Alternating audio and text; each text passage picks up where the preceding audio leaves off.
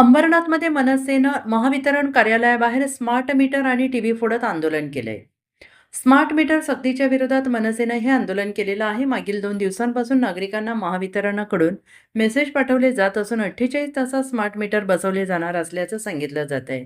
आणि याबाबत नागरिकांमध्ये आलेल्या असंतोषाच्या पार्श्वभूमीवर मनसे शहर अध्यक्ष शैलेश शिर्के, बबलू खान, प्रकाश नलावडे आणि विशाल गायकवाड यांच्या नेतृत्वाखाली हे आंदोलन करण्यात आलंय.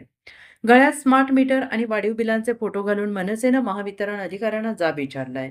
आणि त्यानंतर महावितरण कार्यालयाबाहेर स्मार्ट मीटर आणि टीव्ही फोडून आंदोलन केलं. त्यावेळी महावितरणाच्या विरोधात मोठी घोषणाबाजी करण्यात आली. नागरिकांना विश्वासात न घेता मीटर बदलण्याचा प्रयत्न केल्यास मीटर बदलायला आलेले कर्मचारी मार खातील, असा थेट इशारा यावेळेस मनसे शहर अध्यक्ष शैलेश शिर्के आणि पदाधिकाऱ्यांनी दिला आहे. मेसेज संदर्भात लोकांकडे आम्हाला प्रतिक्रिया ऐकून आम्ही आज यांच्यावर धडक मोर्चा काढलेला आहे.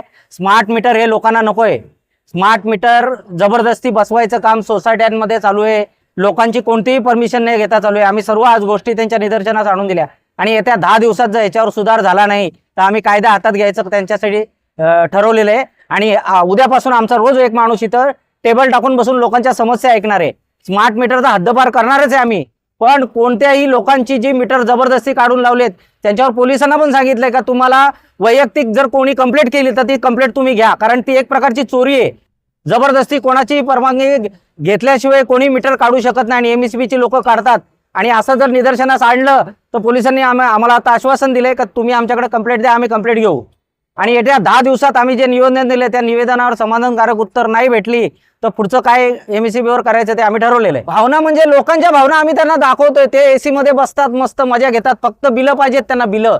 लोकांच्या तक्रारी, लोकांचा त्रास हा त्यांना बघवत नाही. लोक एक एक दिवस सुट्टी काढतात, आज नाही उद्या या, उद्या नाही परवा या. लोकांचा किती त्रास होतो, त्यांची बिलं किती वाढली जातात, याच्याशी कोणाला सरकारला काही घेणं देणं पडलं नाही.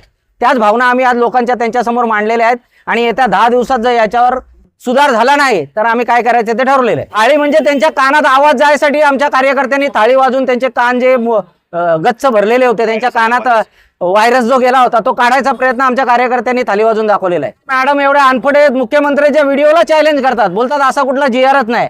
महाराष्ट्राच्या मुख्यमंत्र्यांना एखादी एमएसबीची अधिकारी जर चॅलेंज करत असेल तर महाराष्ट्राच्या मुख्यमंत्र्यांनी काय केलं पाहिजे अशा अधिकाऱ्यांवर?